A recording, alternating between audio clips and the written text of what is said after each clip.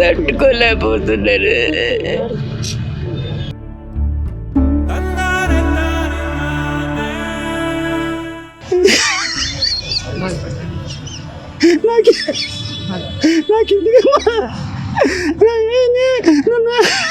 నాకు కలగర పెట్టుకోవాల్సింది తల్లి, నేను కలగర పెట్టుకోవాల్సింది.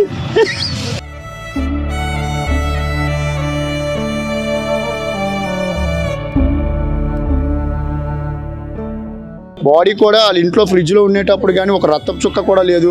మొత్తం క్లీన్గా ఉండేటప్పుడు కూడా మేము అనుమానం వ్యక్తం చేసాము.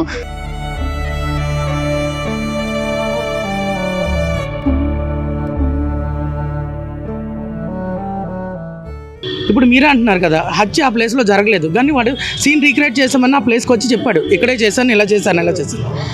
ఇక్కడే మీరు చెప్తున్న మాటల్లో చూస్తే అది అనుమానం వ్యక్తం చేస్తుంది కదా, అది కరెక్ట్ కాదని. అంటే అతను ఏ కథ చెప్తే ఆ కథ కాదండి మా అభిప్రాయం. నిపుణులు దాని మీద దర్యాప్తు చేయండి, నిపుణులు దాన్ని నిర్ధారించండి, తద్వారా ఆ విషయాన్ని బయటపెట్టండి అనేది మా యొక్క అభిప్రాయం.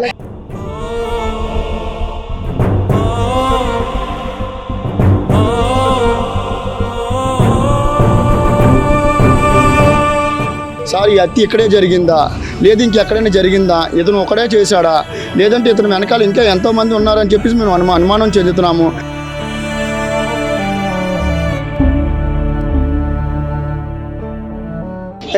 కలెక్టర్ గారు దయచేసి జ్యుడిషియల్ ఎంక్వైరీ పెడితేనే అవుతుంది. అనితమ్మా మీ స్పందన మీరు అందరూ స్పందించబట్టే ముఖ్యమంత్రి గారు, సీఎం గారు.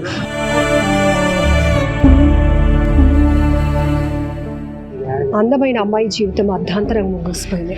కానీ ఏ తల్లిదండ్రులకు ఇంత కష్టం రాకూడదు, పగవాడికైనా ఇలాంటి కష్టం రాకూడదని మౌనిక తల్లిదండ్రులు కోరుకుంటున్నారు. ఈరోజు 11 రోజుల కార్యక్రమం మౌనిక ఇంటి దగ్గర జరుగుతోంది. ఇప్పటికీ కూడా 11 రోజులు అవుతున్నప్పటికీ కూడా ఇంకా మాకు న్యాయం చేయండి, జ్యుడిషియల్ ఎంక్వైరీలో అయినా కనీస వాస్తవాలు బయట పెట్టండి అంటూ వాళ్ళు కన్నీళ్లతో వేడుకుంటున్నటువంటి పరిస్థితులు మనం చూస్తూనే ఉన్నాం. ఈరోజు మౌనిక తల్లి ఆరోగ్యం అయితే మాత్రం అస్సలు బాగోలేదు. అయినప్పటికీ కూడా కూతురికి అంతిమంగా జరుగుతున్న ఈ కార్యక్రమంలో ఆమె ఉండాలి కాబట్టి ఓపిక చేసుకొని ఇక్కడికి రావడం జరిగింది. బట్ మొదటి నుంచి వాళ్ళ నాన్నగారు మీడియాతో మాట్లాడుతూ ఏదో జరిగింది, మిస్టరీ ఉంది, ఖచ్చితంగా నా కూతురి కేసు విషయంలో మాకు న్యాయం చేయండి అంటూ ఆయన పోరాడుతూనే ఉన్నారు. మహిళా సంఘాలు కూడా పేరెంట్స్కి మద్దతుగా నిలుస్తూ వచ్చాయి. కానీ ఇలాంటి సందర్భంలో ఇలా వాళ్ళు మాట్లాడాల్సి వస్తుందని కలలో కూడా ఇప్పుడు ఊహించి ఉండరు. అంత బాధాకరమైన విషయం. అమ్మ, మీ ఆరోగ్యం బాగోలేదు, ఆ విషయం మాకు తెలుసు, కానీ ఈరోజు ఇలా మీరు ఊహించలేదు కూడా. ఒక కూతురికి మీరు ఉంటుండగానే ఈ కార్యక్రమం చేయాల్సిన పరిస్థితి ఏంటి? అమ్మ, మొదటి నుంచి మా పాప తప్పు చేయలేదనే చెప్తున్నాము. అయినా సరే ఎవరు చేతికి వచ్చింది వాళ్ళు రాసేస్తున్నారు, ఎవరు ఇష్టం వచ్చినట్టు వాళ్ళు చెప్పేస్తున్నారు. మా పిల్ల మీద లేనిపోని అపాండాలన్నీ వేస్తారు. ఆ పిల్ల పోయి దుఃఖంలో మేమేమి చెప్పలేము, ఏమి చేయలేము. ఇప్పుడు ఈ మహిళా సంఘంలో వచ్చారు జ్యుడిషియల్ వారి ద్వారా జ్యుడిషియల్ వాళ్ళ ద్వారా మేము కొద్దిగా నిలబడ్డాము గట్టిగా. ఇప్పుడు ఈవేళ మా పాప తప్పు చేయలేదని తెలిసింది. అయినా ఒక బిడ్డకి ఇలాగ ఇంత అన్యాయం చేసి ముక్కలు నరికేసి సగం దేహాన్ని కాల్చేసి ఇంత అన్యాయం చేశారు.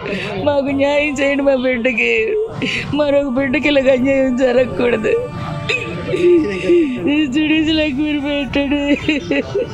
ఒకవైపు కూతురుని ఇంత దారుణంగా హత్య చేశారనే బాధ ఒకటైతే, కూతురు క్యారెక్టర్ని చెడ్డ చేసేశారు సమాజానికి, మరింతగా వేధించింది. చాలా వేధించిందమ్మా. నా బిడ్డ కోసం నేను అనారోగ్యం ఎక్కువైపోయిందండి. కేజీహెచ్లో అడ్మిట్ అర్జెంటుగా అయిపోమన్నారు ఐసీలోనే. మా బిడ్డకి ఇవాళ తినమనుకొని చెప్పి పర్మిషన్ అడిగి ఉండిపోయానమ్మా. రేపటికంతా వచ్చి అన్నారు. బిడ్డలాగా తట్టుకోలేకపోతున్నారు.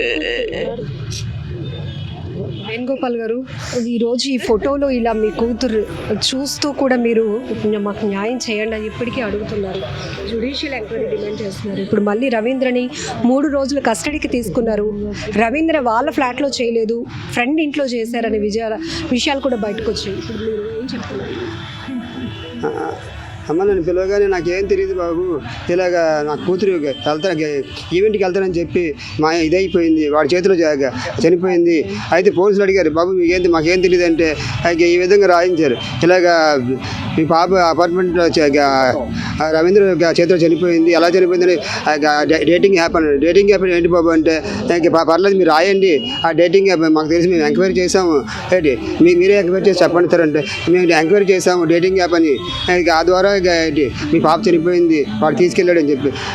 అయితే మా పాప అక్కడికి అపార్ట్మెంట్కి వచ్చింది, మీ పాప వచ్చి ఏంటి వాడితో గొడవ పెడితే డబ్బుల కోసం అని చెప్పింది. డబ్బుల కోసం కాదు, మా పాప డబ్బులు ఇచ్చి ఉంటుంది, వాడేమో ఏ విధంగా చంపాడు ఏంటి ఏ విధంగా అది ఇంతమంది అక్కడే అని మమ్మల్ని నమ్మించారు. అది కాదని ఇప్పుడు తెలిసింది. దాని ప్రకారం ఈ ఎంక్వైరీ కరెక్ట్ కాదు. ఎందుకంటే ఒక దగ్గర చంపారని మాతో సంతకం పెట్టించారు. ఇలాగ ఇక డేటింగ్ యాప్ ఇక్కడ ఈ అపార్ట్మెంట్లోనే ఎల్బీ నగర్లోనే చంపారని. అయితే అది మరొక దగ్గర అలాగే ఎన్ని ఉన్నాయి. మా పాపను ఎక్కడెక్కడ తీసుకెళ్ళాలి, ఎంతమంది కొంపక్క ఇలా చంపారు. దయచేసి ఏంటి అమ్మ అనితమ్మ, చంద్రబాబు నాయుడు గారు, పవన్ కళ్యాణ్ గారు ఇలా మా మహిళా మండలి మన సోమవారం స్పందనలో స్పందించి అనితమ్మకి మెసేజ్ పెట్టి అప్పుడు అడిగితే మహిళా మండలి పెద్దలు లక్ష్మి గారు మొత్తం లాయర్లు అందరూ అడిగితే ఏం చెప్పారు, విజయవాడలో ఉన్నాను అని అనిత గారు చెప్పారు. మీకు కాల్ చేస్తాను విశాఖపట్నం వచ్చినప్పుడు, విశాఖపట్నం వచ్చి మాకు కాల్ లేదు, దయచేసి అమ్మ మీ సహకారం కూడా ఉంది, మీ సహకారం వల్లే మీ అందరికీ ఫోన్ చేయబట్టి మహిళా మండలి సహకరించబట్టి మాకు ఎంతవరకు వచ్చింది, లేకపోతే ఇది కూడా జరగదు, అక్కడతోనే క్లోజ్ అయిపోతుంది. అయితే ఈ విధంగా మీరు పైనుంచి ఫోర్స్ చేయబట్టి చంద్రబాబు నాయుడు గారు, పవన్ కళ్యాణ్ గారు,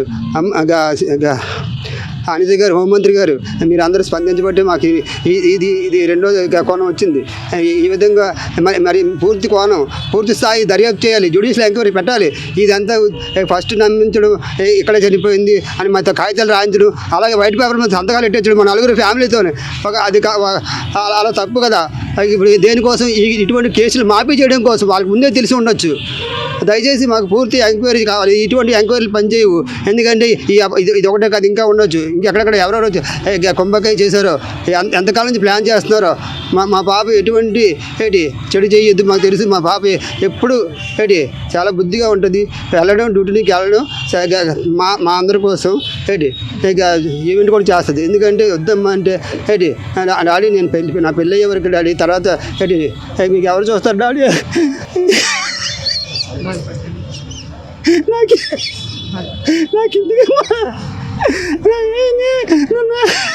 నాకు కలగర పెట్టవలసింది తల్లి, నేను కలగర పెట్టవలసింది సంబంధం వచ్చింది.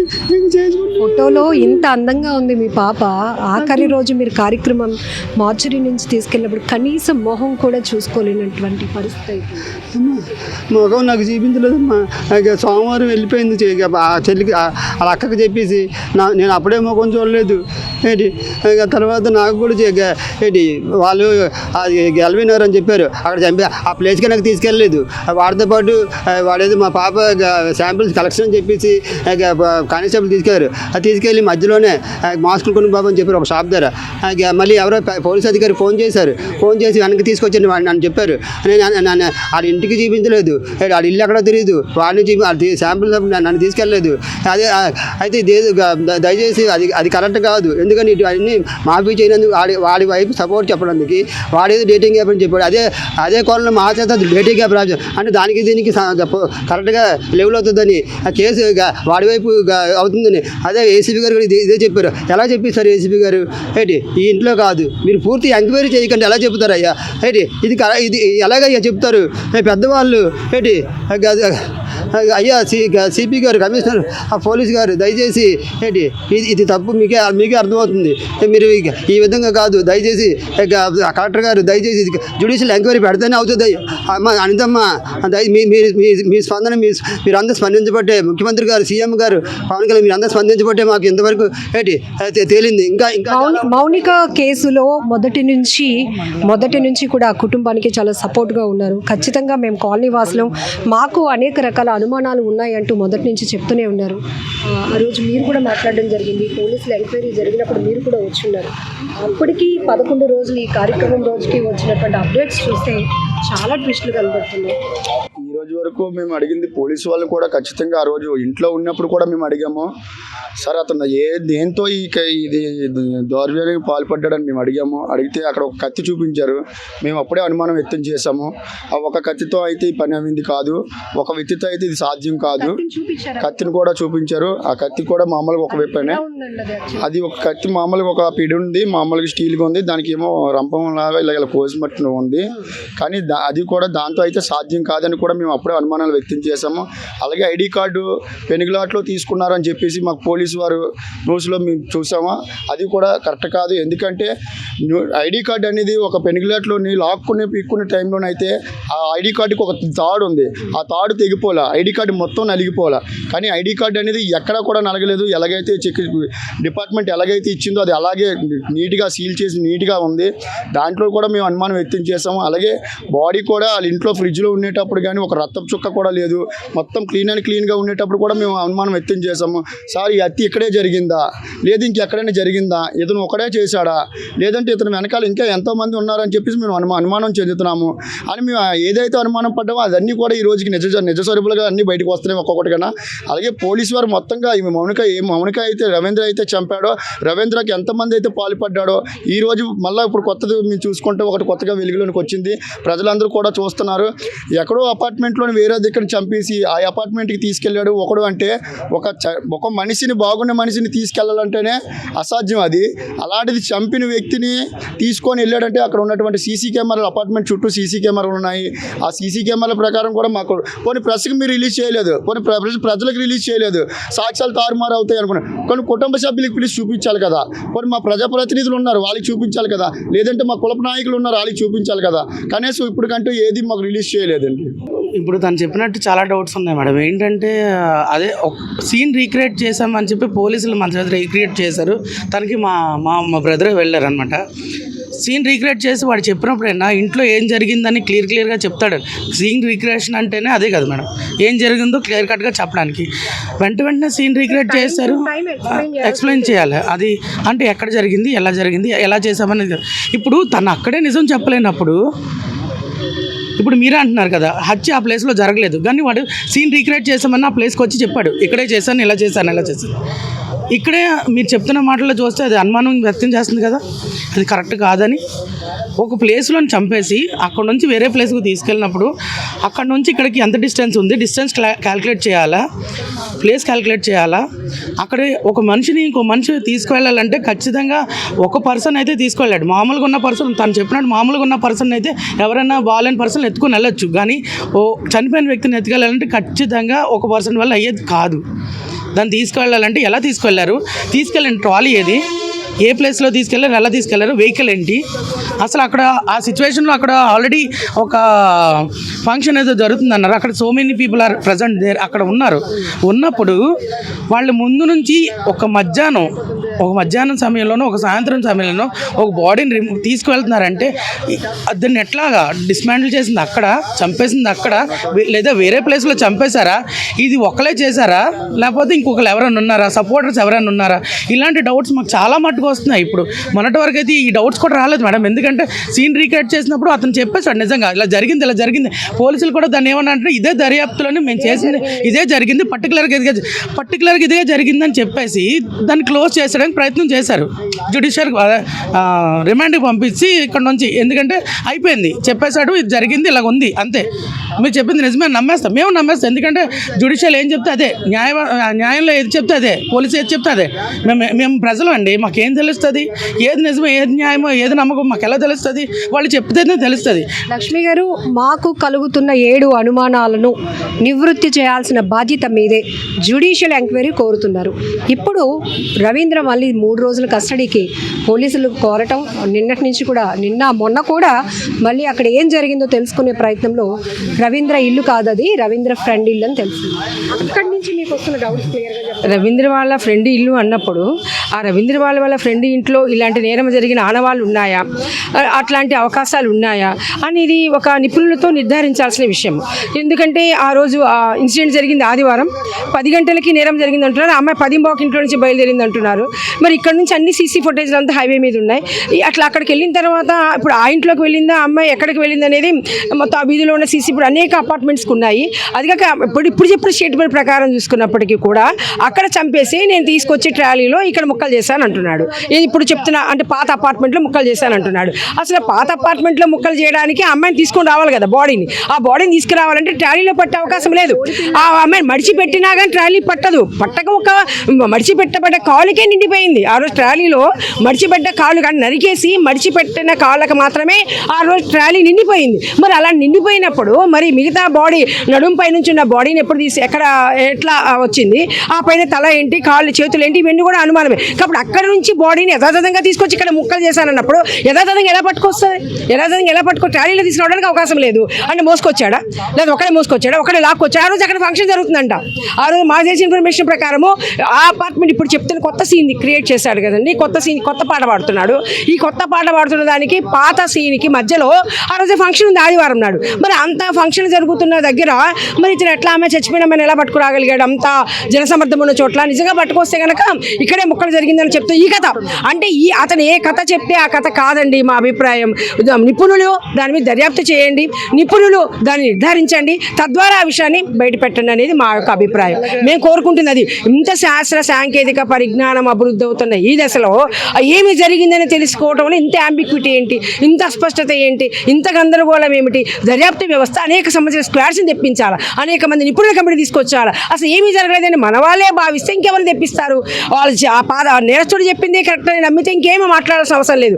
మాట్లాడే వాళ్ళందరూ కూడా ఉద్దేశాలు అంటగడితే ఎవరు మాట్లాడతారు? కాబట్టి మాట్లాడే వాళ్ళ యొక్క నోర్లు ముయించడం కాదు చేయాల్సింది, ఆ నేరం ఏమి జరిగిందనే దాంట్లో ఉండే ఇంట్రెస్ట్ దాని మీద కనుక పెడితే వాస్తవాలు వెలుగులోకి వచ్చే అవకాశం ఉంటుంది. కాబట్టి అది హత్య జరిగిన రోజు రవీంద్రని సీన్ రీకన్స్ట్రక్షన్ కోసం పోలీసులు తీసుకొచ్చినప్పుడు కూడా మీరు ఒక మాట అన్నారు, వాడిలో ఒక తప్పు చేశాను, చేయాల్సిన పరిస్థితులు వచ్చాయనే పశ్చాత్తాపం ఎక్కడా లేదు మేడం అని. కొట్టడం కాదు, వదిలితే సొసైటీయే చంపేస్తుంది అని. ఈరోజు మళ్ళీ ఒక్కొక్కటి కీ పాయింట్స్ బయటకు వస్తున్నాయి, ట్విస్టుల మీద ట్విస్టులు. ఒక కేసులో అమ్మాయిని కోల్పోయిన ఒక కుటుంబం న్యాయం కోసం రోడ్డు ఎక్కడ నేను ఆ రోజు కూడా చెప్పాను మేడం, ఎందుకంటే తప్పు ఎవరైనా చేస్తారు, ఆ చేసే తప్పు ఏదైనా ఉంటే చట్టాన్ని చూపించమని చెప్పాం. కానీ ఈ రోజు వరకు ఎటువంటి సమాచారం కూడా లేదు. వాడు చెప్పింది మాత్రమే మన డిపార్ట్మెంట్ వాళ్ళు కూడా చూపించారు. ఇక్కడ సోషల్ మీడియా ప్రకారం కానీ, మన గ్రామస్తులే కానీ, మీడియా ప్రతినిధులే కానీ, తర్వాత మన లక్ష్మి గారు ప్రశ్నించిన ప్రశ్నలే కానీ, ఇవన్నీ మూలంగా మన డిపార్ట్మెంట్ వారు మళ్ళీ వారి స్వయం కృషి నేను అనుకుంటున్నాను. ఎందుకంటే ఏ కృషి లేకుండా కూడా ఎటువంటి క్లూ అనేది మళ్ళీ బయటికి రాదు. కాబట్టి ఇటువంటి క్లూ సంపాదించారు. మాకు చాలా కొంచెం ధైర్యంగానే ఉంది. కాబట్టి ఇంకంత ముమ్మరం చేస్తే మాతో పాటు ఈ సమాజం కూడా కొంచెం ధైర్యం పెంచుకుంటుంది.